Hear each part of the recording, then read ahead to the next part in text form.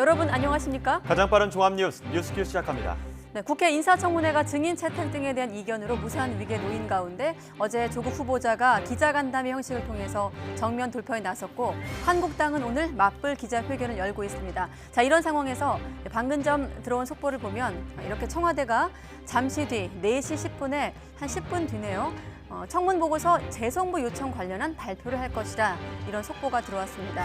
4시 10분에 청와대가 발표를 할 거란 속보가 들어왔는데 YTN으로 그 내용 확인해 보시고 또 대담을 통해서 분석해 보도록 하겠습니다. 네, 한국은행은 선을 긋고 있지만 소비자 물가가 통계 작성 이후 50여 년 만에 처음으로 마이너스를 기록하면서 디플레이션에 대한 우려가 나오고 있습니다. 시장에 미치는 영향 알아보겠습니다. 먼저 오늘의 주요 뉴스입니다.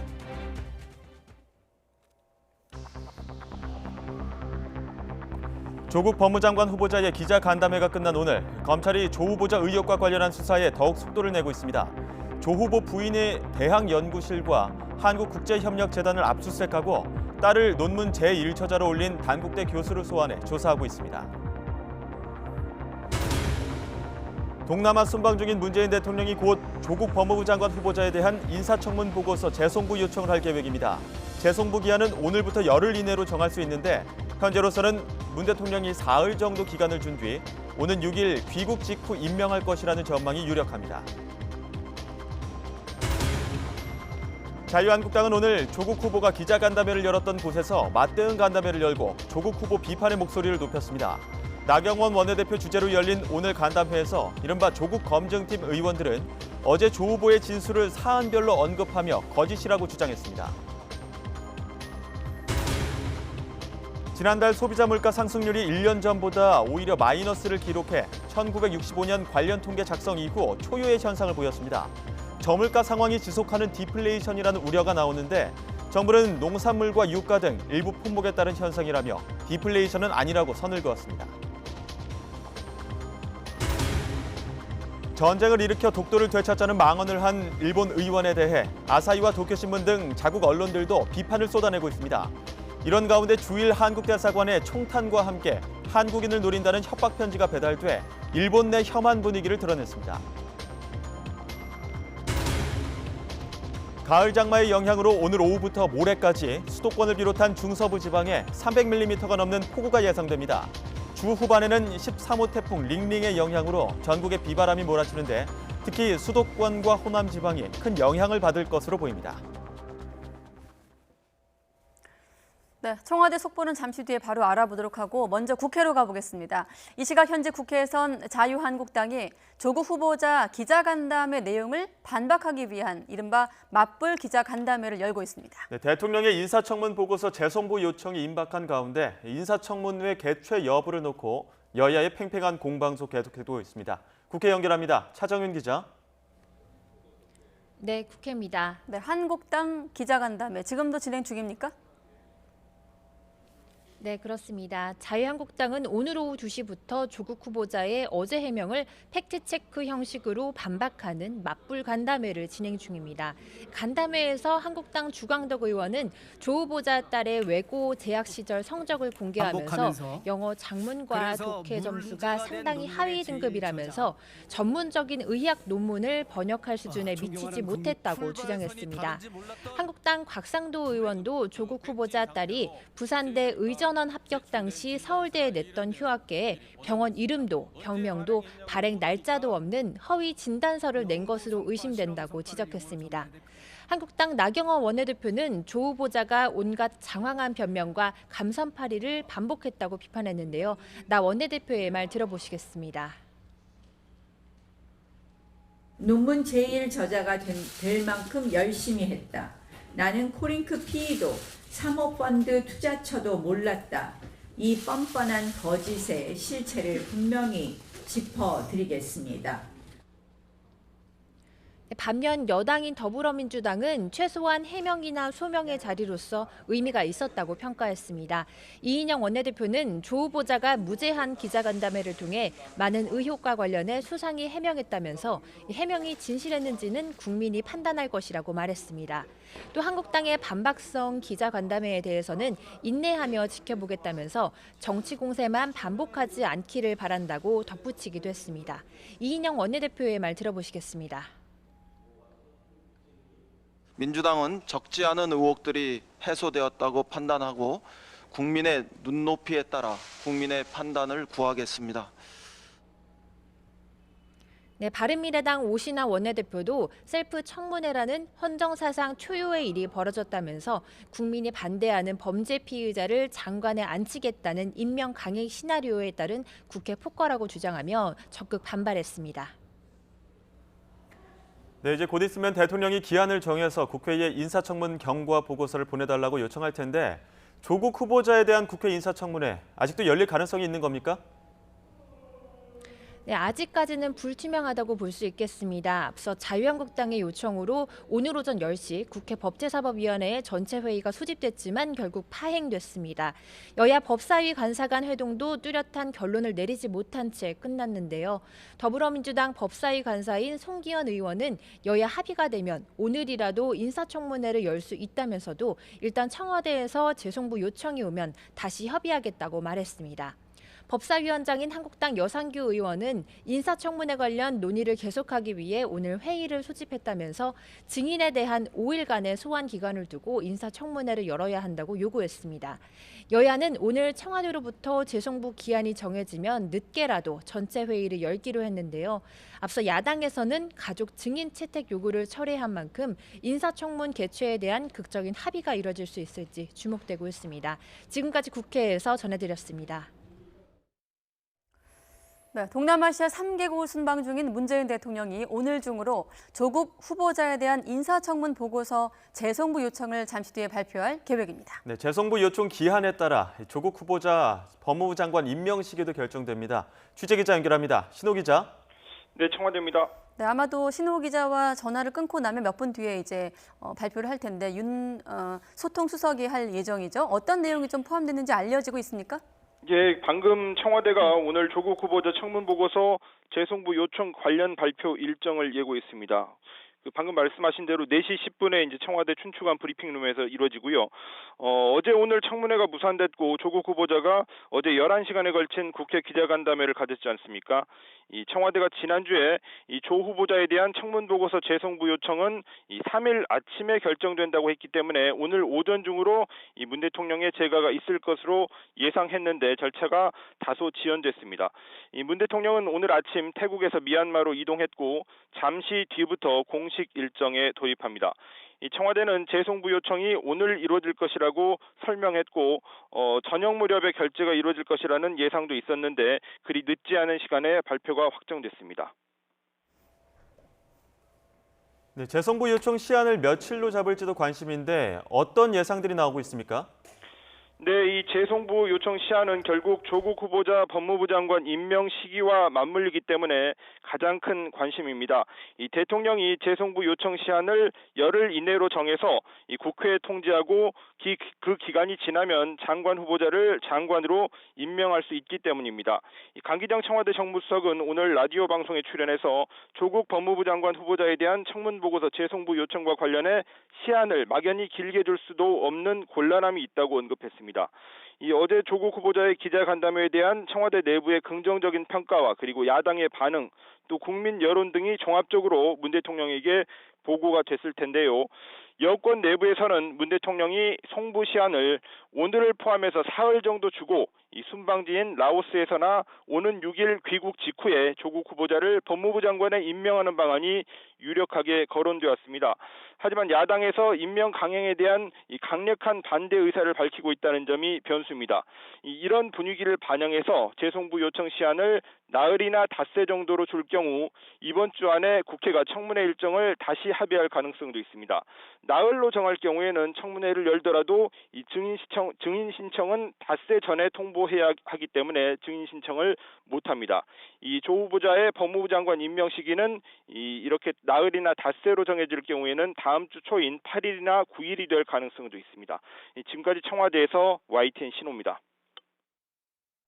네, 지금까지 신호 기자가 이런 가능성, 저런 가능성 포함해서 재송부 요청 시한을 며칠로 잡을 것인가가 관심이었는데 그 부분을 설명해 줬습니다. 자, 다시 한번 전해드리겠습니다. 조국 후보자에 대한 인사청문회 법정 시한이 종료된 가운데 오늘 청와대가 조 후보자 보고서 재송부를 요청할 방침입니다. 청와대 윤두한 수석의 발표 내용 직접 들어보도록 하겠습니다. 재송부 관련 브리핑입니다. 문재인 대통령은 오늘 조국 법무부 장관 후보자와 한상혁 방송통신위원장 후보자 등 인사청문 대상자 6명에 대한 인사청문 경과 보고서의 재송부를 국회에 요청했습니다. 문 대통령은 오는 6일까지 보고서를 보내달라고 요청했습니다. 동남아 3개국을 순방 중인 문재인 대통령은 9월 6일 귀국해 이들 후보자들에 대한 임명 여부를 결정할 예정입니다. 네, 공식 브리핑은 여기까지 하겠습니다. 네, 영상하고 사진 취재는 여기까지 하겠습니다.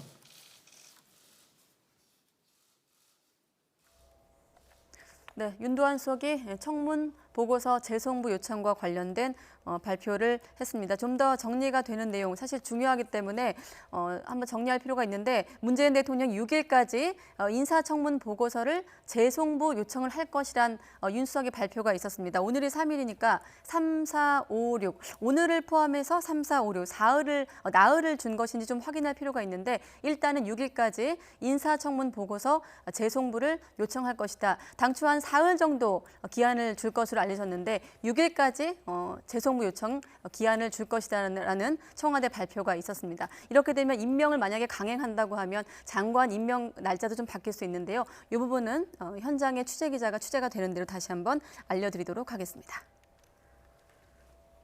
네, 검찰도 어제 조 후보자의 긴 기자간담회 과정을 지켜봤을 텐데요. 조국 후보자의 국회 기자간담회가 끝나자마자 검찰은 조 후보자를 둘러싼 의혹 수사에 박차를 가하고 있습니다. 네, 후보자 딸의 논문을 비롯한 의혹 관련자를 참고인으로 소환하고 부인이 근무하는 대학 연구실 등의 추가 압수수색에도 나섰습니다. 조성호 기자가 보도합니다. 검찰이 단국대 의대 장영표 교수를 참고인으로 소환했습니다. 조국 법무부 장관 후보자 딸이 고교 시절 제1저자로 이름을 올린 병리학 논문의 책임저자이자 딸 동창생의 학부모입니다. 후보자 딸 조모 씨는 지난 2007년 장 교수 연구실에서 2주 동안 인턴을 했고 2009년 3월 학술지에 실린 병리학 논문에 제1저자로 등재됐습니다. 저자 자격 논란과 더불어 대학 진학을 위한 특혜를 받았다는 의혹이 불거졌습니다. 대학 가는데 미국 대학 가는데 도움이 될 거라고 생각을 해서 일저자로 하고 그렇게 된 거죠. 후보자 부인 정경심 씨와 자녀, 처남 가족까지 모두 14억 원을 들인 사모펀드가 투자한 가로등 전멸기 생산업체 임원도 참고인 조사를 받았습니다. 수사를 본격화한 지 일주일 만에 검찰은 추가 강제 수사에도 나섰습니다. 후보자 부인 정 씨가 교수로 일하는 경북 영주 동양대 교양학부 연구실을 압수수색했습니다. 정 씨는 부산 부동산 위장 매매, 딸의 입시 장학금, 사모펀드 투자 등 의혹 전반에 관여한 것으로 의심받고 있습니다. 검찰은 한국국제협력단에도 수사 인력을 보내 딸의 해외 봉사활동 관련 내역을 확보했습니다.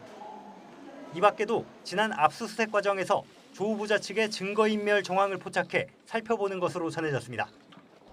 검찰은 11시간에 걸친 조국 후보자의 해명 기자간담회를 묵묵히 지켜봤습니다.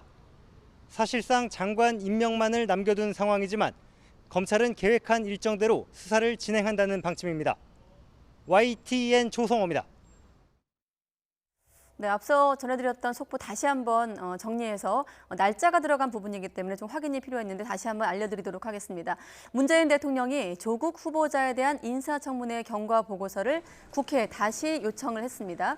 재송부 요청 시한은 오늘을 포함해서 앞서 제가 말씀드린 대로 나흘로 정한 건데요. 3, 4, 5, 6일 이러니까 나흘이 되겠죠. 네. 재송부 요청 시한이 지나면 그러니까 오는 6일 자정 이후 7일부터 문재인 대통령은 조국 후보자를 법무부 장관에 임명할 수 있게 됩니다. 네, 6일 당초 6일이 이제 순방 기간이 끝나는 날짜이기 때문에 이날 대통령이 와서 임명을 할 수도 있을 것이다 이런 전망도 있었고요. 또 지금 재송부 요청과 관련해서 여야가 지금 여당 송기현 의원 법사위 간사죠. 여야가 합의되면 오늘이라도 인사청문회를 열 수 있다고 말을 하면서 재송부 요청이 오면 다시 협의하겠다 이렇게 밝혔기 때문에 또 이 부분에 대한 국회 논의가 어떻게 흘러가는지 인사청문회에 대한 여야 어떤 법사위 간사 간의 협의 내용이 좀 들어오면 다시 한번 알아볼 필요가 있습니다. 다시 한번 말씀드리겠습니다. 7일부터는 조국 후보자에 대해서 대통령이 장관 임명할 수 있는 시한이 오늘 나왔습니다. 네, 다음 소식입니다. 지난달 소비자 물가 상승률이 사상 처음으로 제자리 걸음을 하며 사실상 마이너스를 기록했습니다. 네, 불황으로 저물가의 늪에 빠지는 디플레이션이 아니냐는 우려에 정부는 그런 상황은 아니라고 선을 그었습니다. 취재기자 연결해 알아보겠습니다. 김평정 기자. 네, 김평정입니다. 네, 소비자 물가 상승률이 0.0% 이렇게 나왔죠? 네, 통계청의 8월 소비자 물가 집계 결과입니다. 지난해 같은 기간 대비 상승률이 0.0%로 나왔습니다. 이는 관련 통계가 작성되기 시작한 지난 1965년 이후 처음 있는 일입니다. 소비자 물가 상승률은 소수점 둘째 자리에서 반올림하는데 셋째 자리까지 따지면 사실상 마이너스로 분석됩니다. 2015년을 100으로 기준 잡고 산출하는 소비자 물가 지수로 비교하면 지난달이 104.85였고 지난해 8월이 104.81이어서 지수상으로도 0.04 마이너스가 성립됩니다. 전년 같은 기간과 비교하는 물가 상승률은 올해 1월에 0.8%를 기록한 뒤 연속해서 1%를 밑돌다가 이번에 아예 0.0%로 주저앉았습니다. 통계청은 농축수산물 가격 하락과 석유류 가격 안정세가 주요 원인이라고 설명했습니다. 올해 기상 여건이 양호해 농산물 물가가 낮아졌고 국제유가 하락 등으로 석유류 가격도 내렸습니다. 일부에서는 불황에 따른 저물가 상황이 지속하는 디플레이션이 아니냐는 우려도 제기되지만 통계청은 일부 품목이 물가 하락을 이끌었을 뿐 광범위한 가격 하락은 아니라면서 이 같은 우려를 일축했습니다. 정부와 한국은행 역시 같은 분석을 내놓고 디플레이션 징후는 없다고 못 박았습니다. 지금까지 YTN 김평정입니다.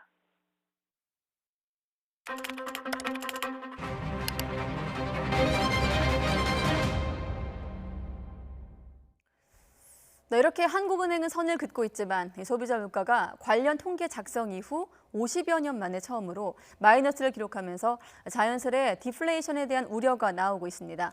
뉴스 TMI 오늘은 좀 어려운 경제 용어죠. 디플레이션에 대해서 알아보도록 하겠습니다. 박사권 앵커. 네. 일단 시장에 어떤 파장이 있는 겁니까? 디플레이션? 네, 먼저 경제학적으로 디플레이션은 가격이 치솟는 인플레이션과 구분되는 개념으로 설명할 수 있습니다. 말씀하신 것처럼 물가가 지속적으로 하락하는 현상인데 이 경제의 어느 한 부분만 하락하는 게 아니라 경제 전체가 전반적으로 가라앉는 무기력한 증세로 상품과 서비스의 가격이 꾸준히 하향 국면에 있을 때 디플레이션이라고 말합니다. 디플레이션의 원인으로 다양한 의견이 있는데요. 일단 디플레이션의 어원, 공기를 뽑는다의 의미의 디플레이트처럼 팽창된 경제 거품의 붕괴를 원인으로 꼽는 경우가 있습니다. 또 정부가 세금을 너무 많이 받아들이거나 재정 지출이 적을 때 일어나기도 하고 그 밖에 금융활동의 침체, 또 국제적인 파급 등으로 디플레이션이 일어난다는 분석이 있습니다. 다수의 경제학자들은 인플레이션보다 디플레이션 지속이 오히려 더 위험한 경제 현상이라고 말합니다. 이유가 뭘까요? 쉽게 이야기하면 시장에 돈이 돌지 않기 때문입니다. 예를 들어 집값이나 자동차 등 고가품의 경우 가격이 떨어지는 상황이 지속되면 소비자들은 더 떨어질 때까지 기다립니다. 가장 저렴할 때 사고 싶은 게 소비자 심리겠죠. 기업들도 마찬가지입니다. 공장을 짓거나 기계를 구입하는 등 설비 투자를 계획할 때 가격 하락이 멈출 때까지 투자를 유보하겠죠. 결국 소비와 투자의 감소는 전반적인 가격 하락으로 이어지고 그 여파로 생산 위축, 그리고 고용 감소, 임금 하락 등을 초래하면서 또 추가적인 가격 하락이 잇따릅니다. 디플레이션 소용돌이, 즉 악순환을 만드는 것이죠. 소비자 물가 상승률이 0%를 기록하면서 디플레이션 우려가 커지고 있는데요. 하지만 통계청은 최근 국제 유가가 하락하고 국내 교육복지 정책이 효과를 본 데다 지난해 큰 폭으로 올랐던 농산물 가격이 다시 떨어지면서 전체적인 물가를 끌어내린 것일 뿐이라며 확대 해석을 경계했습니다.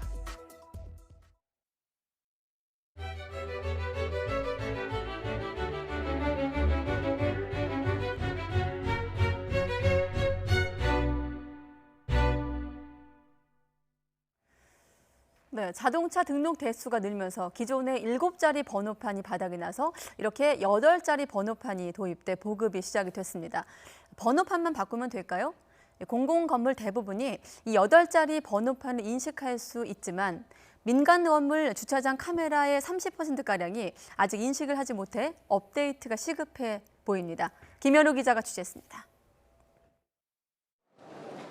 자동차 번호판의 앞자리 숫자가 2개에서 3개로 바뀐 첫날, 서울의 한 구청 자동차 등록 현장입니다. 새 차를 신청한 고객들의 번호판을 받으러 온 자동차 영업소 직원들로 붐빕니다. 자동차 등록 대수가 2,300만 대를 넘어서면서 7자리 번호판이 바닥났고 8자리 번호판이 도입돼 2억 개가량의 번호가 추가로 확보됐습니다.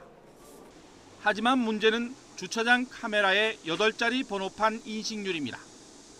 공공시설 주차장의 출입구 등의 카메라 98%가량은 새 번호판을 인식할 수 있지만 상가 건물이나 병원 등 민간 시설의 주차장 카메라 인식률은 70% 수준에 불과합니다. 이런 민간 시설 10곳 가운데 3곳은 주차장 카메라가 8자리 새 자동차 번호판을 인식하지 못합니다. 이 때문에 당분간은 주차료 정산 등의 혼란이 불가피할 것으로 보입니다. 국토부와 지자체는 안내문 등을 만들어 주차장 카메라 업데이트 독려에 나섰습니다. 저희가 지금 현재는 100대 이상만 중점적으로 관리하는데 앞으로는 100대 미만도 저희가 일일이 돌아다녀서 동별로 근무자를 편성해서 점검하면서 같이 홍보도 하고 동료를 계속 할 계획입니다. 내년 7월부터는 태극 문양에 반사 필름이 들어간 새 번호판이 도입될 예정인 가운데 민간 시설이 1년 만에 다시 비용을 들여 번호 인식기를 업그레이드해야 한다는 불만도 나오고 있습니다. YTN 김현우입니다. 숙면에 대한 관심이 높아지면서 침대 위에 별도의 얇은 매트리스인 토퍼라는 것을 올려서 쓰는 소비자들이 늘고 있는데요. 제품에 따라 두께 꺼짐과 색상 변화 등 품질의 차이가 있기 때문에 잘 비교해서 골라야 할 것으로 보입니다. 신윤정 기자가 취재했습니다. 두께 5cm 안팎의 얇은 매트리스인 토퍼. 특히 천연 라텍스 재질은 보건력과 항균성이 좋은 것으로 알려지면서 기능성 침구를 찾는 이들에게 인기를 끌고 있습니다. 한국소비자원이 소비자 선호도가 높은 라텍스 토퍼 6개 제품을 조사한 결과 품질 차이가 큰 것으로 조사됐습니다. 먼저 오래 썼을 때 라텍스가 꺼지지 않는지를 보기 위해 고온에서 장시간 압축해보니 보르네오 하우스 제품의 두께 줄어듦이 가장 심했습니다. 또 라텍스는 쓸수록 누렇게 변할 수 있어서 시험해보니 가격대가 낮은 2개 제품에서 색상 변화가 큰 것으로 나타났습니다. 단단하고 푹신한 정도도 제품마다 차이가 커서 개인의 선호에 맞게 선택하는 것이 좋습니다. 조사 대상 모두 제조 연월과 치수 등을 제대로 표시하지 않았고 일부 제품은 해외 친환경 인증 등 허위 광고도 지적됐습니다.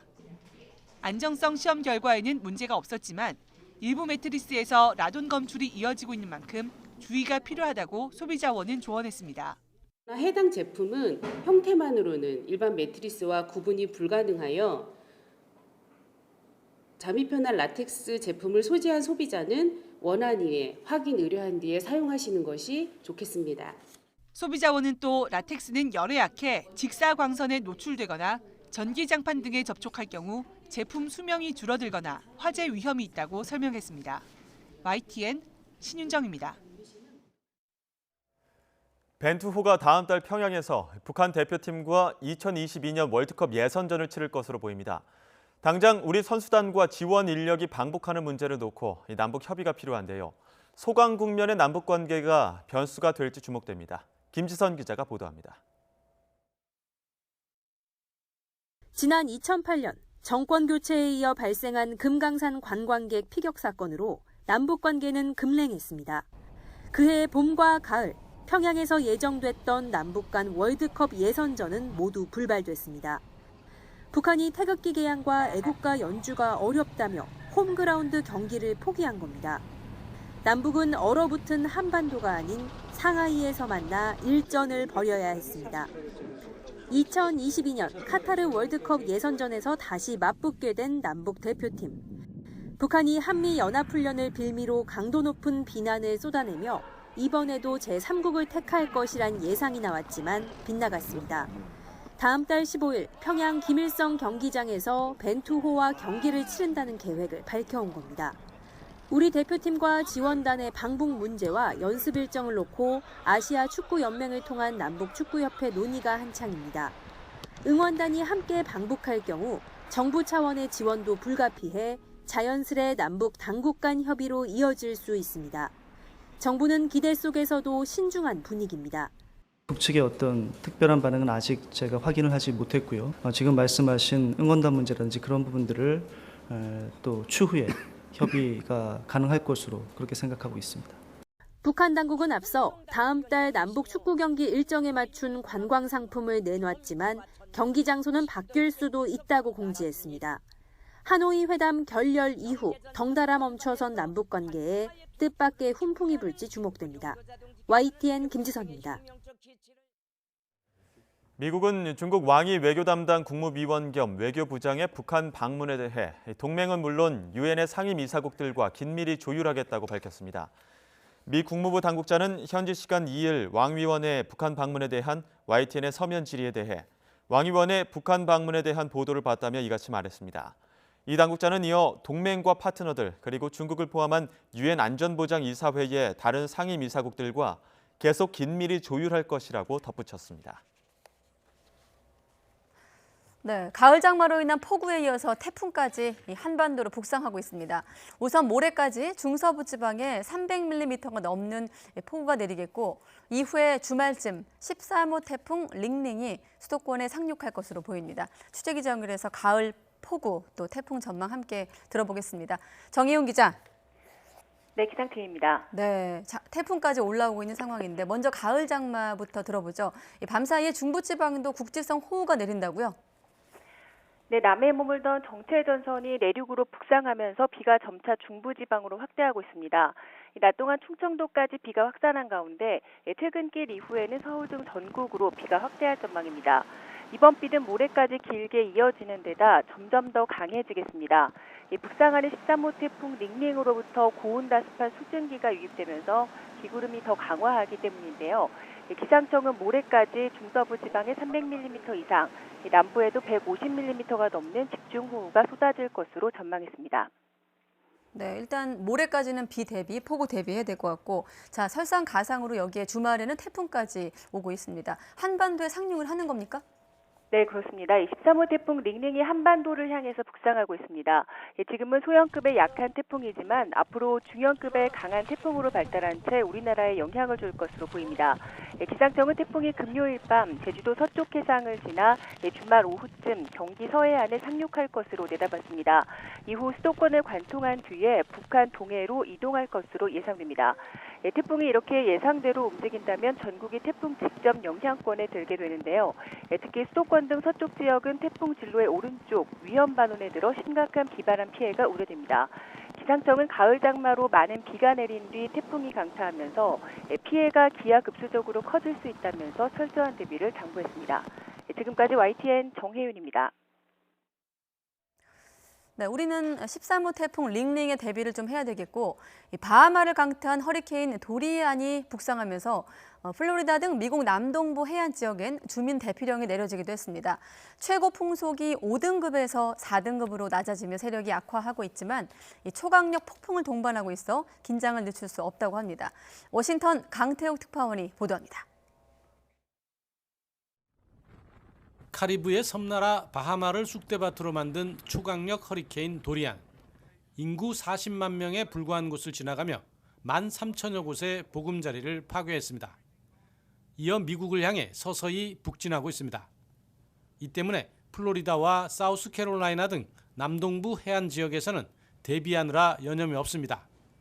모래주머니를 만들어 건물 등의 입구에 쌓아놓거나 유리창을 합판으로 덧대어 막아놓고 있습니다. If it gets closer or a little bit worse, we may move somewhere else, go somewhere else, at least on the meantime. So we're just gonna be watching and see what we do. 플로리다주 판비치 카운티 동부의 안에는 이미 강제 대피령이 내려졌고 판비치 국제공항은 운영이 중단됐습니다. 사우스캐롤라이나와 조지아주에서도 100만 명 이상의 주민에게 대피령이 내려졌습니다. All those coastal counties have issued evacuation orders, and it's important that residents heed those calls. Get out now while you have time, while there's fuel available, and you'll be safe on the roads. 최근 대서양에서는 최고 등급인 5등급의 허리케인이 올해를 포함해 4년 연속 나타났습니다. 워싱턴 포스트는 도리안의 비정상적 위력과 발달 속도는 온난화하는 지구에서 더 강력한 허리케인이 있을 수 있음을 보여준다고 분석했습니다. 워싱턴에서 YTN 강태욱입니다.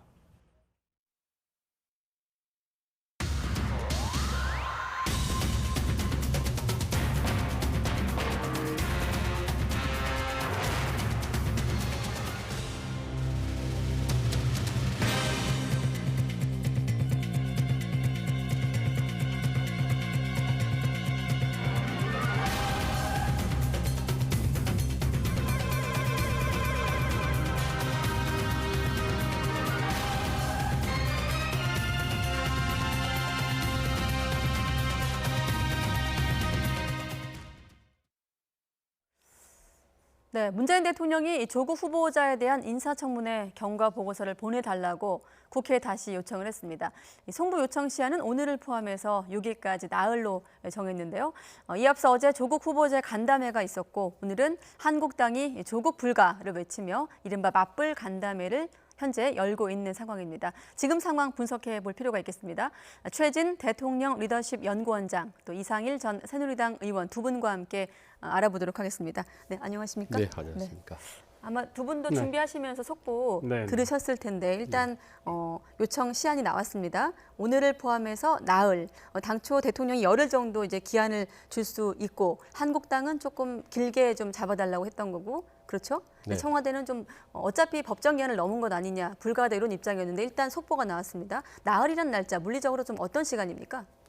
지금 어차피 대통령이 조국 법무장관 임명을 강행할 거라는 것은 상당 예상된 일이었고요. 다만 언제 어떤 방식으로 하느냐였습니다. 그런데 이제 조국 후보자가 이번에 이제 간담회를 하면서 사실상 절차만 남겨놓은 셈이죠. 그래서 국회에 재송부를 한 다음에 이후에 할 수 있는 기간이 5일이지만은 4일 정도 이제 말미를 둔 거 아니겠습니까? 네. 이후 4일 정도 지금 오늘이 9월 3일이면 이제 9월 7일 정도에 임명을 하겠다는 거 아니겠습니까? 네. 근데 9월 12일 경이면 추석 연휴에 들어가게 됩니다. 그렇기 때문에 청와대나 여당 입장에서는 최대한 추석으로부터 멀리, 그러니까 가능한 일찍 임명을 하는 것이 좋겠다고 판단했기 때문에 네. 4일 정도는 야당이나 국민 정서도 고려하고 청와대나 여당 입장에서도 최대한 시간을 당길 수 있는 기간이 4일 나흘간이라고 봅니다. 국민 정서와 야당을 좀 고려한 날짜라고 말씀하셨는데 네. 어떻습니까? 야당에서 야당을 전혀 고려한 건 아니고요. 네. 결국은 처음부터 대통령은 임명 강행을 하겠다는 마음을 먹고 있었던 게 확인이 된 거죠. 그다음에 어제 네. 조국 후보자가 일방적으로 변명 중심의 기자간담회를 한 거는 대통령의 임명 강행을 위한 하나의 절차죠. 그게 확인이 된 거죠.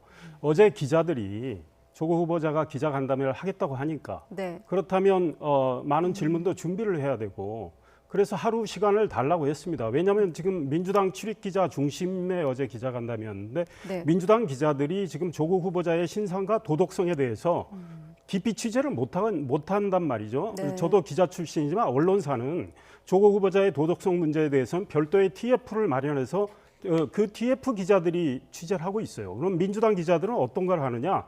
민주당의 반응, 민주당의 입장 이런 거를 전달하는 역할을 하고 있단 말이에요. 그런데 조국 후보자가 그러니까 어제 오늘 꼭 해야 되겠다. 소위 말해서 하루 시간을 기자들한테 줄 수 없다. 꼭 어제 해야 되겠다 해서 네. 3시간 뒤에 기자간담회가 열렸죠. 그래서 국민들께서 보신 분들이 기자들 질문이 좀 미흡하다. 이제 이런 따가운 질책도 하고 계신데 아무리 뛰어난 기자라 하더라도 본인이 취재하지 않는 영역에 갑자기 기자간담회를 해서 질문을 하게 하면 기자들은 본인이 그동안에 신문을 읽고 본인이 깊이 취재하지 못한 걸 질문할 수밖에 없는 상황이었습니다. 네. 그런 점을 좀 이해해 주셨으면 좋겠고 결국은 대통령이 오늘 이제 청문보고서 다시 채택해달라고 요청한 거는 임명을 강행하겠다. 게다가 나흘간의 시간밖에 안 줬잖아요. 대통령이 충분히 시간 줄 수 있습니다. 12일까지는 법적으로 가능하거든요. 그러면 네. 대통령이 12일까지 청문보고서 채택해 주십시오 한다면 네. 그 사이에 여야가 합의해서 증인 채택하고 청문회를 열 수 있습니다. 왜냐하면 증인을 채택한 다음에 5일 전에 통보를 해야 됩니다. 그런데 지금 나흘간의 시간 딱 주면 네. 어떻게 야당이 증인을 채택할 수 있어요? 증인 채택해서 증인이 안 나오면은 그만입니다.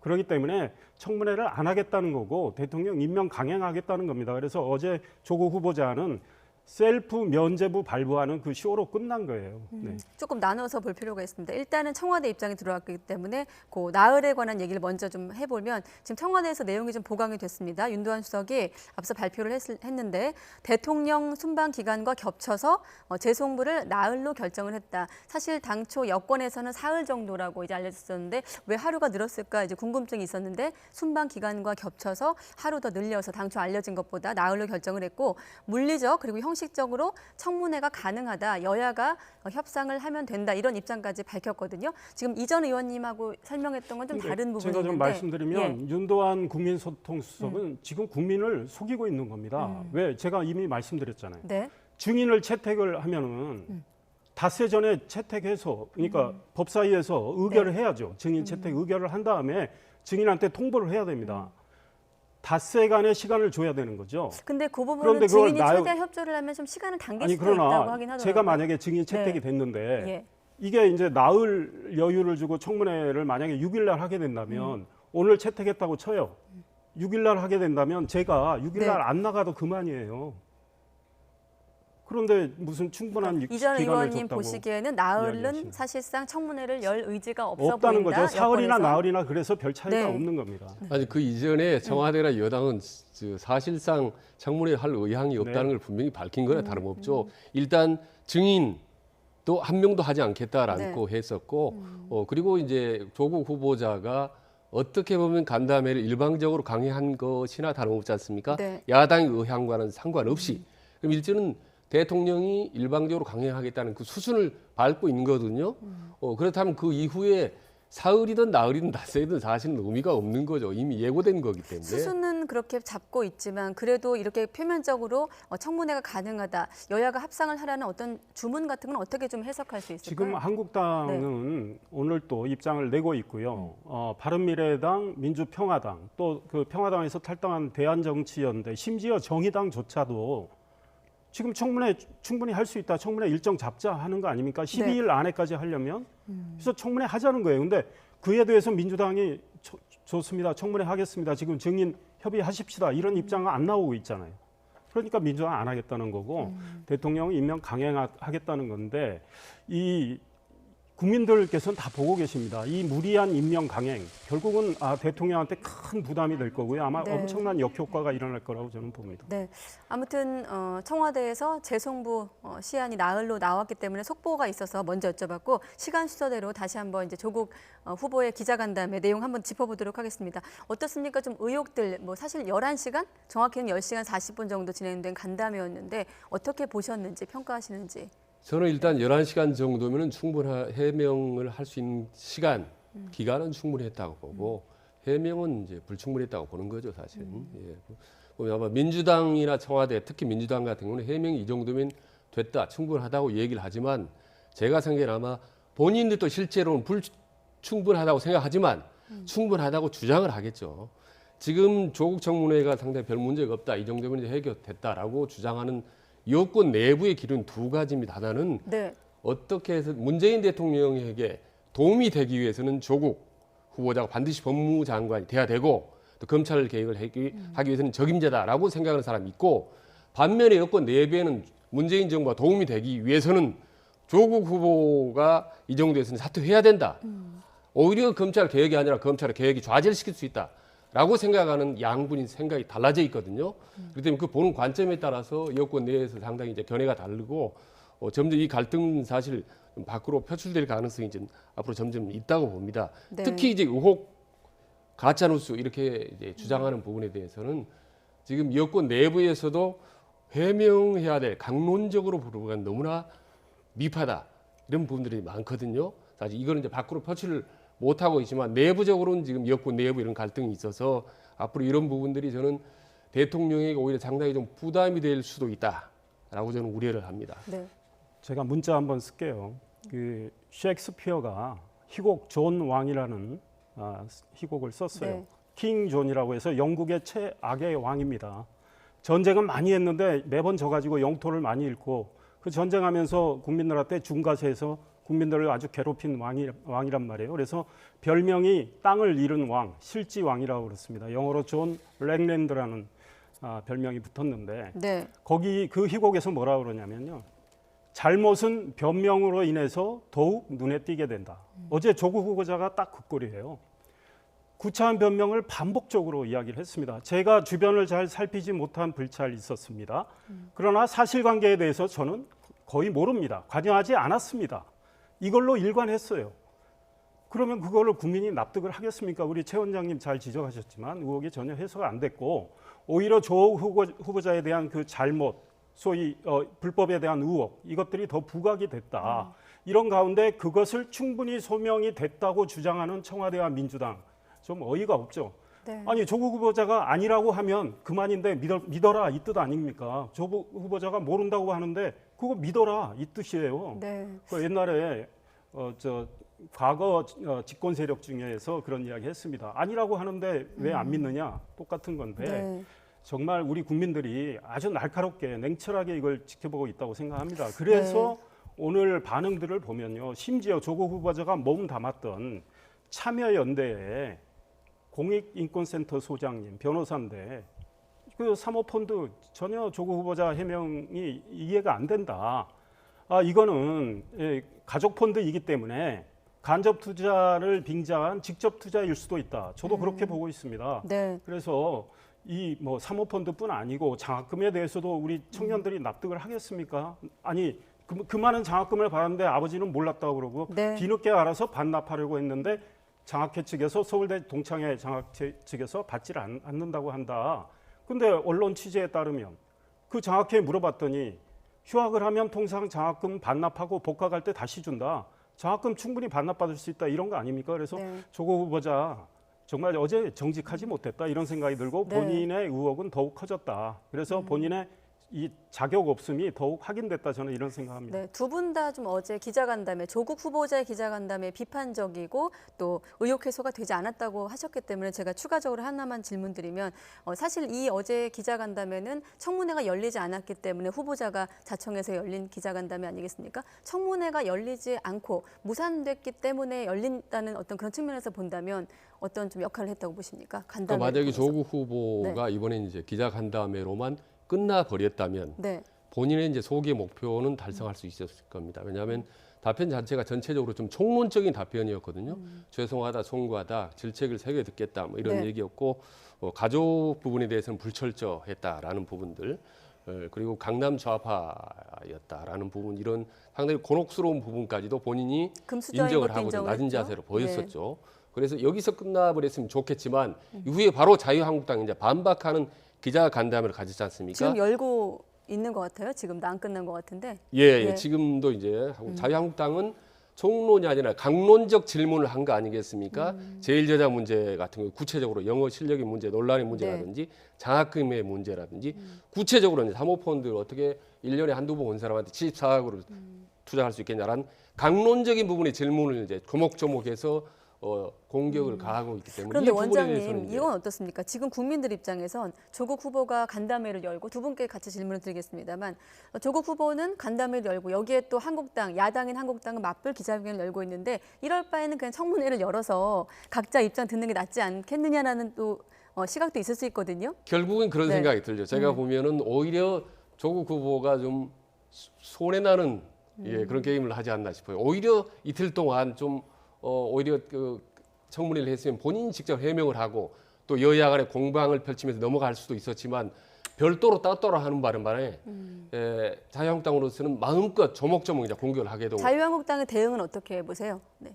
자유한국당의 대응, 지금 맞불 기자회견을 놓는 이 형식에 대해서는 어떻게 평가하세요? 저는 자유한국당에서 본다면은 상당히 좀 적절하게 한 거라고 보죠. 지금 1세시, 2세시, 3세시전에서 분야별로 나누어서 전문가별로 조목조목해서 공격을 했지 않습니까?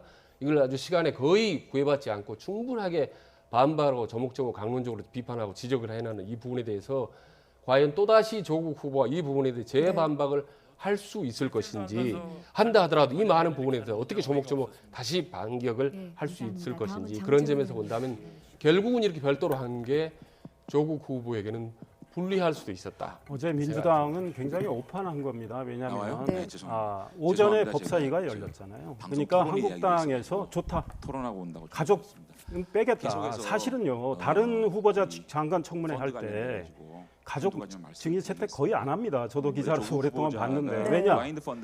가족의 핵심 의혹과 관련해서 깊이 연관이 안 돼 있기 때문에. 근데 조국 후보자의 경우는 특수하죠. 왜냐하면 딸의 논문 제1저자 등록과 관련해서 조국 후보자 부인이 그 문제의 단국대 교수 부인한테 연락을 해서 시작했다고 그 교수가 이야기를 했어요. 조국 후보자는 그게 아니고 학교에서 만난 학교 프로그램이었다. 근데 해당 학교는 그런 프로그램 없었다고 하는 겁니다. 그리고 사모펀드도 그 부인이 지금 돈 10억 5천만 원 아들 딸 명의 1억까지 해서 10억 5천만 원 들어간 거 아닙니까? 그다음 부인의 동생 그 3억 5천만 원 들어갔어요. 그게 전부입니다. 사모펀드가. 그러니 부인이 나와줘야죠. 그다음 어머니는 웅동학원의 이사장입니다. 그런데 한국당이 그걸 주장하다가 민주당이 결코 안 하겠다고 하니까 민주당이 왜 안 하겠다고 했을까요? 왜? 그 가족들이 나와서 증언대에 서면 의혹을 인정하겠습니까? 의혹을 부인할 수밖에 없어요. 그러면 검찰은 지금 수사하고 있는데 나중에 사모펀드든 웅동학원이든 대학 입시 과정이든 부정이 나왔다, 불법이 나왔다 했을 때 이 증언대에서는 가족들은 위증한 셈이 됩니다. 그 가중 처벌될 수 있죠. 그렇기 때문에 가족을 막았다는 거죠. 그런데 민주당이 한국당에서 가족을 증인 요청하는 걸 철회하고 그러면 다른 증인 채택에서 하자고 했을 때 청문회 좋다 하자. 민주당이 계속 청문회 하자고 그랬습니다. 그래서 조국 후보자 의혹을 소명하게 할 기회를 달라고 했어요. 그런데 막상 한국당이 이제 다 증인 철회하고 하니까 민주당이 안 하고 조국 후보자 일방적 기자회견 간담회를 강행을 한 거죠. 그러면 결국은 임명을 무엇이든 해서 밀어붙이겠다는 거고 이번에 대통령께서 6일까지 나흘간 시간만 준 것도요. 결국은 조국 후보자의 여러 가지 의혹을 청문회를 통해서 소명하겠다는 그동안의 민주당 말은 진실이 아니다라는 걸 이야기하고 있는 겁니다. 조국 후보자 제대로 청문회에 서서 관련된 증인을 증언대에 세워서 한국당이 그동안 준비한 것, 다른 야당이 준비한 것들을 하나하나 따져묻는 그런 아주 힘든 자리에 조국 후보자를 앉히지 않겠다는 거죠. 그래서 민주당이 지금도 청문회를 제대로 하겠다는 의지만 있으면 얼마든지 할 수 있죠. 사실 날짜가 처음에 2일과 3일, 오늘이 3일이긴 합니다만 날짜가 잡히긴 했어요. 원래 국회법에 따르면 대통령이 청문제 요청을 하잖아요. 그러면 20일 내에 청문회를 열어야 돼요. 그러니까 그 마감일이 2일인 거죠. 그렇죠. 그래서 뭐 민주당이 처음에 2, 3일을 잡았을 때 법사위에서 합의해서 잡았을 때 민주당의 원내 지도부가 그거 안 된다. 왜 이틀간이나 잡느냐 이렇게 했다가 이미 합의된 거라서 할 수 없이 오케이를 했는데 이제 증인 채택 문제 가지고 세상에 증인 채택 문제 가지고 저는 안건조정위원회로 갖고 간 거는 처음 있는 일입니다. 그 안건조정위에 회부된 것까지 포함해서 사실 2일과 3일 날짜가 나오고 나서 좀 여러 가지 여야 공방이 있었거든요. 어떻습니까? 그 이후에 좀 어디서부터 가장 잘못됐다고 보십니까? 정치력이 부재했다라는 측면에서 본다면? 지금 뭐 어차피 여야의 입장 확실히 정해져 있었거든요. 예를 들면 대통령이 나흘 전인가요? 대학 입시 제도적 문제점을 보완하라라고 했을 때 이미 강행 의지를 밝힌 것이라 다름없었고 그리고 청와대 정무수석이 아주 이례적으로 청와대에 나와서 본인 우리 청와대를 조국 임명을 할 수밖에 없다. 그 기간을 우리 충분히 줄 수가 없다라는 의지를 분명히 표시를 한 겁니다. 그리고 곧이어서 이른바 대권 주자라는 분들과 그리고 당의 지도부가 전체적으로 총체적으로 나서서 청문회 이 부분에 대해서는 불가하고 사실상 어렵다라는 부분을 강행을 했거는 충분히 선언을 했습니다. 다만 이제 저희는 우려되는 부분이 네. 한 이렇게 해서 예정대로 법무장관을 임명했을 경우 지금 가능성이 높지 않습니까? 네. 과연 법무장관의 영이 제대로 쓸 수 있을 건지, 특히 검찰총장에게 분명히 지시를 하고 영을 내릴 수 있는 건지, 그리고 검사들이 소리 없이 법무장관의 지시를 따를 수 있을 것인지 그런 부분이 좀 걱정이 되고요. 두 번째는 장관 임명한 이후에 만약에 법적인 여러 가지 문제점이 불거졌을 경우 그걸 어떻게 해야 됩니까? 법무장관을. 세 번째로 이번 청문회 과정 이런 부분들이 사실상 이후에 어떤 청문회를 하더라도 사실상 이렇게 무용론 비슷하게 나올 수도 없겠다. 그래서 결국 종합적으로 말씀드린 이 조국의 파동을 강행했을 경우에 네. 문재인 정부에게 도움이 될 것인지 아니면 정치적 부담이 될 것인지 이 부분에 대해서는 여권 내부에서도 지금 제가 알 거는 상당히 찬반이 엇갈리고 있고 아주 내부 갈등이 그러니까 좀 임명 심각하다는 강행 겁니다. 이후의 시나리오를 말씀하시는 거죠? 그렇습니다. 네. 예. 그러니까 임명 강행 후에는 또 정기국회가 이제 막 열린 상황인데 네. 물론 여야가 의사 일정은 합의를 했지만 상당히 파행이 될 수도 있고요. 여야 간에 큰 충돌이 벌어질 수 있다. 그러니까 지금 조국 후보자에 대한 인사청문회를 제대로 하지 않고 임명을 강행을 할 경우에 네. 지금 제가 보기에는 한국당, 바른미래당, 민주평화당, 정의당은 좀 모르겠습니다. 국정조사 하자고 나올 겁니다. 그러니까 청문회보다 훨씬 강한 거죠. 그러면 훨씬 많은 증인 채택을 해가지고 국정조사를 이제 할 가능성도 있어요. 왜냐하면 법안을 의결을 하면은 현재 제가 보기에 숫자는 의결될 수도 있어요. 만약에 조국 후보자가 총리 후보자였다면 네. 문재인 대통령은 조국 후보자를 자진 사퇴시키거나 지명 처리시켰을 겁니다. 지금 현재 보세요. 민주당 의석, 정의당 의석, 정의당이 찬성한다고 치면 정의당은 아직 고민하고 있는 것 같은데 그 후보자 적격성 여부를 과반이 안 말씀하시는 돼요. 거죠? 근데 예. 나머지 나머지 야당과 무소속 의원들은 반대가 많죠. 그러면 총리 임명 동의안을 붙였을 때 부결됩니다. 그러니까 조국 후보자를 총리로 임명했다면 대통령이 낙마시켰을 거예요. 근데 이제 장관은 대통령 마음대로 임명하면 되니까 벌써 16번을 했거든요. 그러니까 조국 후보자가 청문보고서 채택 없는 17번째 장관이 되는 건데 네. 우리 최 원장님 말씀하신 대로 국민들이 이렇게 오만하게 밀어붙이는 걸 어떻게 보고 있겠느냐. 근데 민주당 의원들도 그걸 걱정하는 분들이 있어요. 그런데 그걸 지금 공개적으로 표출을 못해요. 한두 분이 표출을 했다가 지지층으로부터 지금 문자 폭탄에 전화 폭탄 받고 지금 페이스북에 올린 글도 내리고 이러고 있는 거거든요. 왜? 내년에 공천이 있기 때문에. 그런데 우리 국민들은 권력이 오만해지면 반드시 응징을 한다. 그리고 문재인 정부는 지금 집권한 지 2년 4개월이 됐는데 이 민심의 바다에 분노의 물결이 일고 있습니다. 근데 이 민심의 바다가 배를 띄울 수도 있지만 배를 전복시킬 수도 있다는 이거는 오래된 교훈이에요. 이 교훈을 벌써 잊어버린 거 아닌가 이 네. 지적하고 싶습니다. 저는 이제 문재인 정부가 사실은 반드시 이 과거의 그 고리를 끊고 성공하기를 바란다. 사실 그런 점에서 네. 좀 걱정이 되는 가장 큰 부분 중에 하나가 지금 검찰의 항배입니다. 지금 조국 수사 주변을 해서 20군데 이상을 100여 명 이상이 검사들이 투입해서 압수수색을 했지 않습니까? 네. 이 결과 앞으로 어떻게 나올 건지 매우 걱정이 되고 그리고 조국 간담회 이후에 지금 오늘인가요? 네. 지금 그 부인의 대학교 그리고 딸이 관련된 서울대 의대 그리고 코이카까지 지금 압수수색을 했지 않습니까? 네. 그러니까 한창 대통령께서는 법무부 장관 임명을 밀어붙이고 있는 이 와중에 검찰이 나서서 압수수색을 했지 않습니까? 이걸 어떻게 해석을 해야 될지 이 결과는 언젠가는 나와야 될 거 아니겠습니까? 말이 나온 김에 그런 지금 검찰이 속도를 내고 있는 수사에 대해서는 어떻게 좀 평가하세요?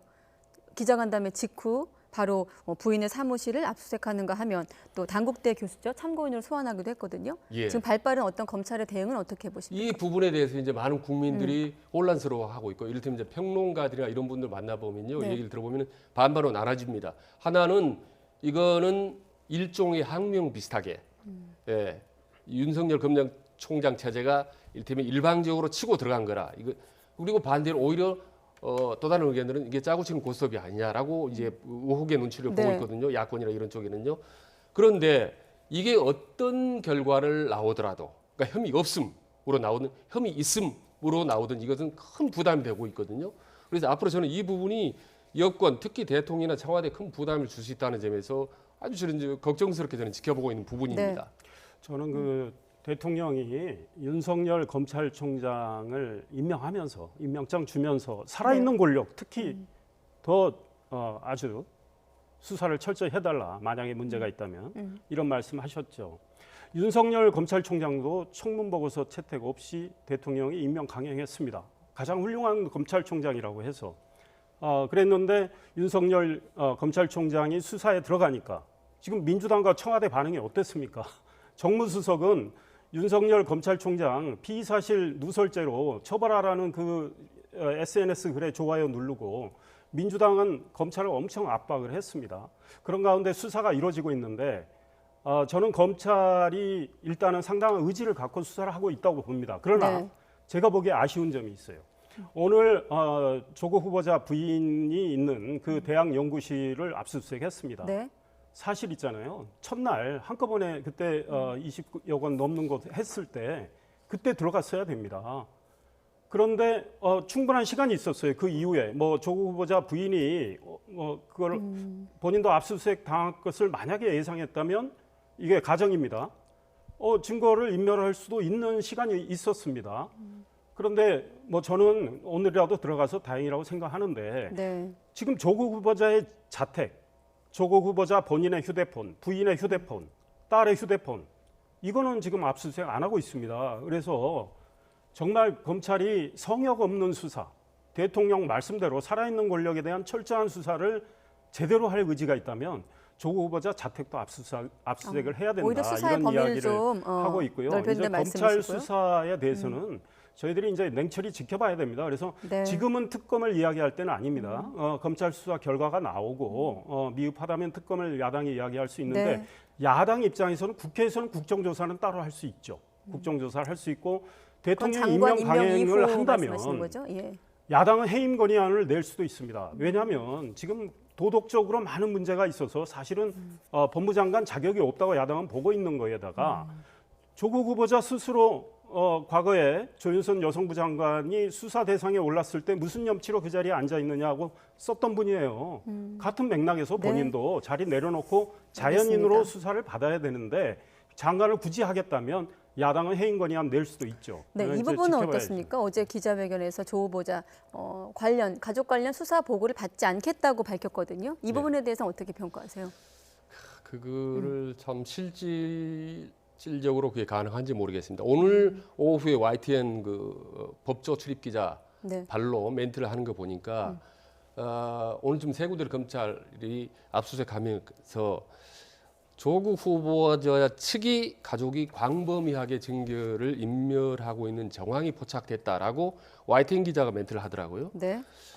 야, 그렇다면 법무부 장관이 될지도 모르는 사람이 증거를 인멸을 하고 20군데가 넘는 그런 광범위한 압수수색을 당하고 그리고 나서 법무부 장관이 됐을 경우 이후에 여러 가지 많은 문제들이 발생할 수도 모르고 어떤 위법 사실이나 불법 사실이 드러날지도 모르겠는데 법무부 장관이 전혀 모른 채 하고 그대로 있는 것이 과연 가능할까? 이런 많은 것들이 걱정이 되는 거예요, 저는. 예, 그건 검찰의 생리상 쉽지가 않습니다. 그리고 지금 윤석열 체제 등장 이후로도 검찰 내부에서 하부 추적에서는 상당히 불만을 토로하고 있는 검사들이 많이 있지 않겠습니까? 네. 이 권력들이 어디로 튈지 모르기 때문에 과연 순조롭게 검찰 개혁이 이루어질 수 있을 건지 그리고 분명히 말씀드리고 있는 검찰 개혁의 핵심은요. 네. 제도가 아니라 사람입니다. 사실은 말하자면 대통령께서 청와대가 검찰의 정치적 중립성을 보장해 준다면 그 순간 검찰의 개혁은 가능한 거거든요. 근데 그거를 어떻게든 컨트롤하고 장악하려고 하는 순간 그리고 과거 역대 대통령 그렇게 해왔기 때문에 네. 매번 검찰이 정치적으로 휘둘리게 또 칼춤을 추기 마련이거든요. 그래서 이번에 과연 법무장관이 그대로 예정 임명이 되지 않느냐 하는 부분이 문재인 네. 정부의 어떤 중후반으로 알겠습니다. 가는 그런 갈림길이 될 거라고 시간이 봅니다. 다 되긴 했는데 끝으로 한 가지만 전 의원이시기 때문에 여쭤보면 두 분 다 지금 사실상 청문회는 무산 가능성이 높고 청와대는 임명을 할 것이다라는 쪽으로 의견이 모아지고 있는데 만약에 그래도 의지가 있다면 청문회가 연다는 어떤 가정을 한다고 하면 물리적으로 어떤 게 좀 가능합니까? 지금 시간. 청문회를 만약에 민주당이 시점에서? 의지가 있다면 네. 오늘이라도 합의할 수 있는 거죠. 그다음에 한국당이 어제 이미 증인과 관련해서는 입장을 내놨단 말이죠. 네. 바른미래당도 다 입장이 있어요. 그러니까 결국은 좋다. 가족 빼고 다른 관련 증인들은 채택을 해서 청문회를 하자. 네. 이런 입장 아닙니까? 그런데 이제 청문회 관련해서 증인 채택을 해서 통보하는 기간이 닷새니까 사실은 지금 민주당이 의지가 있다면 이해찬 대표가 청와대 정무수석한테 연락을 하고 정무수석은 대통령께 연락을 해서 청문보고서 채택 요구를 6일까지 했지만 예. 대통령이 그걸 좀 늦춰서 12일까지 해주시면 되겠습니다 한다면 민주당이 청문회 한 의지가 있다고 보는 거죠. 그런데 그럴 가능성은 제로라고 현실적으로 생각합니다. 낮아 보인다. 네. 예, 알겠습니다. 네, 추가 혹시 하실 말씀 있으신가요? 네, 아닙니다. 아무튼 이 네. 법무장관으로 인해서 사실 여권 내부가 너무 이게 갈등이 심화되는 게 사실은 많이 안타깝습니다. 사실은 뭐 민주당 정의당 내에서 반반으로 나눠지고 어떤 무당파 내에서든지 또 20, 30대 대학층에서 족을 놓고 찬반이 아주 첨예하게 갈라지고 있거든요. 네. 그런 점이 어떤 보수의 진보의 분열을 넘어서 진보 내부의 어떤 이견 대립 이런 부분들이 많이 안타깝고요. 대통령께서 어떤 형태로든 좀 현명한 결단을 좀 내려주길 좀 기대합니다. 알겠습니다. 여기까지 듣도록 하겠습니다. 네, 최진 대통령 리더십 연구원장, 이상일 전 새누리당 의원 두 분과 함께 알아봤습니다. 오늘 고맙습니다. 네.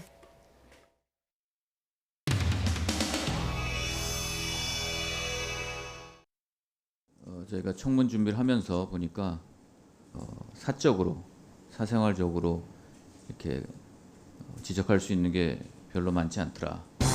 굉장히 잘 살아오셨다라는 생각이 듭니다. 특히 하나 해외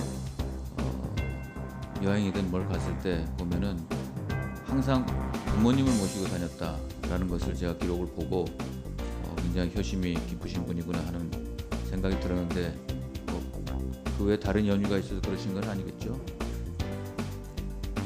제가 꼭 부모님을 모시고 다닌 거는 꼭 아닙니다. 아니 그래도 많이 그러셨다는 칭찬 드리는 건데 그렇게 말씀하시고 예, 감사합니다. 당혹스럽습니다. 네.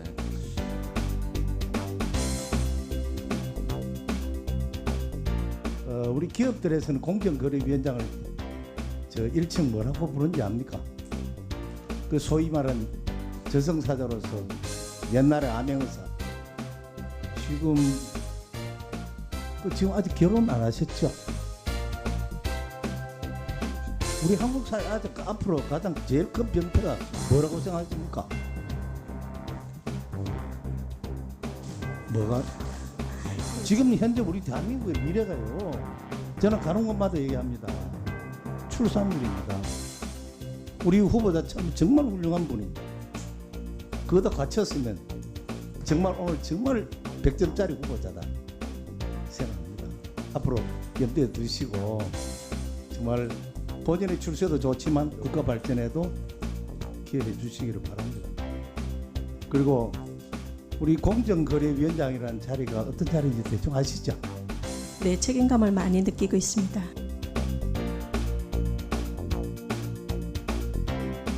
기부금입니다.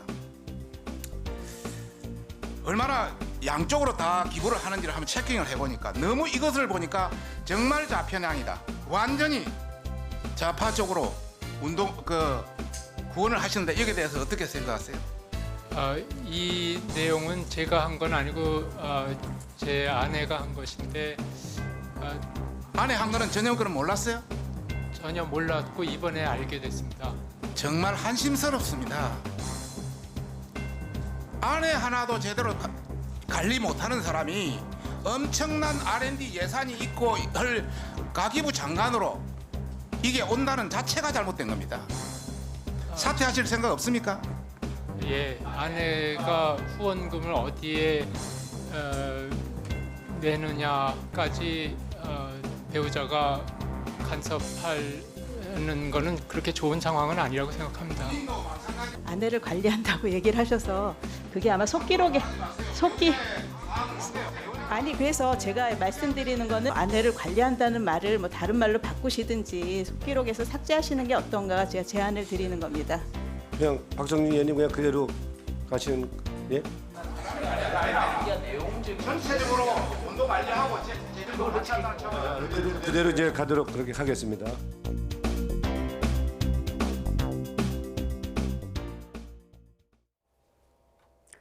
네, 전쟁으로 독도를 되찾자는 망언을 한 일본 의원에 대한 비판이 자국 내에서도 쏟아지고 있습니다. 주일 한국대사관에는 총탄과 협박문이 배달됐습니다. 김희준 기자가 보도합니다.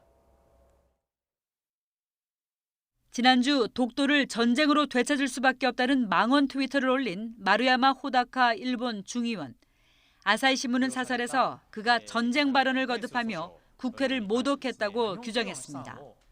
헌법 구조도 유엔 헌장도 무력에 의한 국제 분쟁 해결을 인정하지 않고 있는 원칙을 돌이켜보지 않고 전쟁 발언을 반복한 것은 국회의원으로서 있을 수 없는 일이라고 비판했습니다. 마루야마 의원은 지난 5월에는 러시아와 영유권 분쟁 중인 쿠릴 내개성, 북방 영토를 되찾기 위해 전쟁도 불사해야 한다는 뜻을 밝혀 소속 정당 일본 유신에서 제명된 바 있습니다. 아사히 신문은 그런 마루야마 의원을 NHK로부터 국민을 지키는 당이 수용한 것에 책임을 물으며 사퇴를 압박하라고 촉구했습니다. 도쿄신문은 마루야마 의원의 독도 전쟁 트윗이 앞서 북방 영토 전쟁 발언과 달리 크게 보도되지 않은 것에 문제를 제기하기도 했습니다.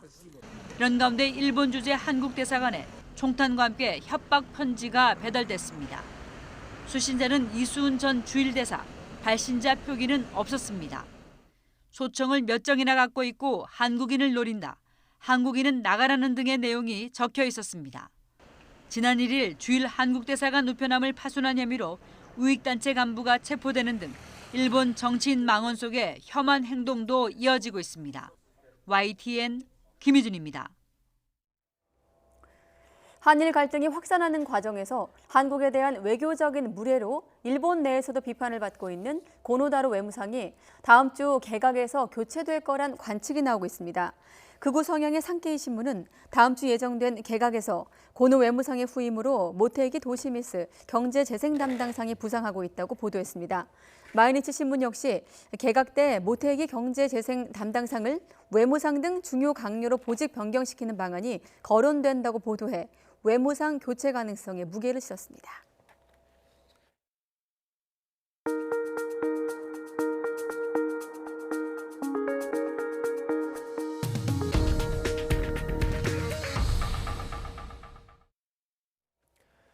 내년도 일자리 사업 예산이 역대 최대 규모인 25조 7천억 여원으로 편성됐습니다. 이 가운데 40%는 실업자 지원 예산인데요. 내년 고용 상황이 녹록지 않을 것이라는 점을 시사하고 있습니다. 김장하 기자가 보도합니다. 내년 예산안에서 일자리 사업 예산은 모두 25조 7천억여 원입니다. 올해보다 21% 늘어 역대 최대입니다. 구직급여 등 실업자의 소득을 보전해주는 실업소득 유지 지원 사업 예산이 40%인 10조 3천억여 원으로 가장 많습니다. 구직급여의 지급 수준과 지급 기간이 늘어난 것 외에 고용 상황의 불확실성을 반영했다는 분석입니다. 국민의 체감도를 높이고 대외 경제 악화 등에 대비해서 고용 불확실성에 대응하는 기조로 편성을 했습니다. 취약계층에 정부가 일자리를 제공하고 임금의 대부분을 지원하는 직접 일자리 사업 예산은 올해보다 41% 급증해 3조 원 가까이 됩니다. 급속한 고령화로 인해 노인 인구가 내년에는 44만 명 증가할 것으로 예상됨에 따라 저소득 노인 일자리가 74만 개로 늘어납니다. 내년 7월부터 시행하는 한국형 실업부조인 국민취업지원제도 지원 대상은 20만 명입니다.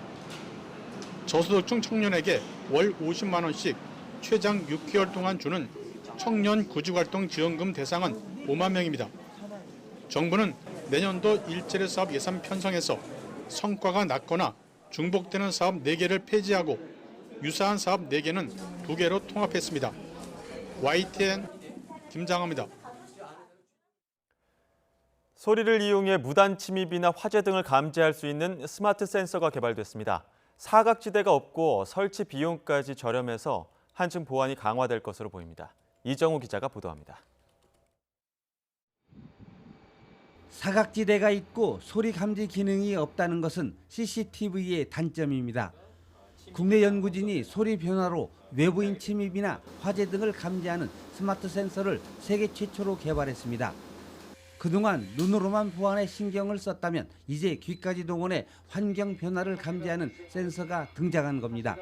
어떤 보안 공간 내부에 음장 패턴을 만들어주고요. 소리의 패턴입니다. 그 소리 패턴이 변화가 생기는 걸 마이크가 감지해서 침입 또는 움직임 또 온도 변화, 특히 화재를 감지할 수 있는 음장 센서 기술입니다. 사람이 움직이거나 온도 변화가 나타나면 소리의 영역이 변합니다. 이 달라진 음파를 마이크로 수신해 상황을 파악하는 원리입니다. 이 기술은 기존 CCTV나 AI 스피커를 그대로 활용할 수 있어 시장성과 경제성이 아주 뛰어납니다. 설치 비용이 기존 CCTV의 30% 선인데 유지비는 줄이고 정확도는 높였다고 설명했습니다. 더 나아가 노약자 움직임을 감지해 알림을 제공하는 등 복지 서비스에도 응용할 수 있습니다. 많은 부분 부품을 일본에서 수입하고 있습니다. 하지만 저희 음장 센서는 국산 기술로서 일본에서 수입하는 모든 기술에 대한 대체를 할 수 있는 수입 대체 효과가 가능하겠습니다. 지능형 영상 보안 분야 세계시장 규모는 2014년에 140조 원 선. CCTV의 단점을 해결한 이 기술은 스마트 가전과 스마트 시티 등 다양한 분야에 활용돼 국민 안전에 도움을 줄 것으로 기대됩니다. YTN 이정호입니다. 잇몸병 선택은 이가탄입니다. 엄마? 친구야. 아버님, 많은 분들이 이가탄을 복용하고 계십니다. 잇몸병엔 이가탄. 먹어보면 확실히 달라집니다. 아시죠? 이가탄. 매출을 어쩐다. 판촉물을 고려하라.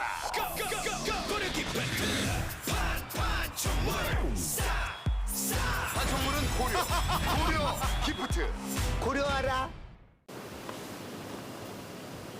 원산지까지 직접 관리하고 8단계로 거듭 검증하고 녹용 팁까지 담아낸 정관장 천녹. 저의 녹용은 천녹입니다.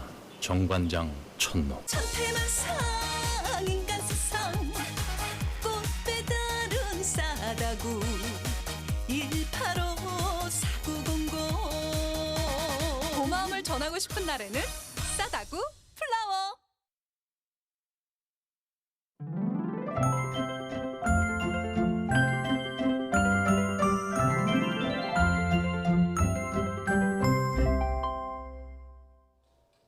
가을 장마의 영향으로 수도권을 제외한 전국 곳곳에 비가 내리고 있습니다.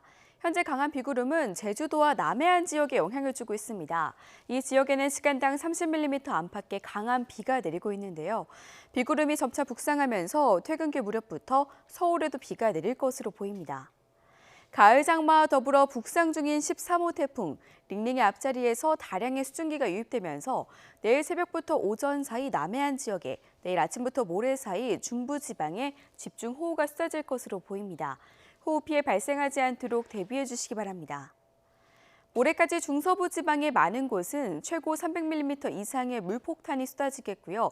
그 밖에 남부와 영동 지역에도 최고 120mm 이상의 많은 비가 내리겠습니다. 현재 13호 태풍 링링은 타이완 타이베이 남동쪽 해상에서 한반도를 향해서 북상하고 있습니다. 태풍은 금요일 밤 제주도 서쪽 해상을 지나 주말에 충남 서해안에 스쳐 수도권을 관통할 것으로 보입니다. 수도권을 비롯한 중부와 호남 지방은 태풍의 오른쪽 위험 반원에 들 것으로 전망되니까요. 태풍 피해 없도록 대비 철저히 해주시기 바랍니다. 지금까지 날씨 정보였습니다. 아시아나 항공의 새 주인을 찾기 위한 예비 입찰이 오늘 마감됐습니다. 치열한 물밑 신경전이 이어질 것으로 보인다는데 뉴스큐 2부에서 보도하겠습니다. 잠시 뒤 계속됩니다.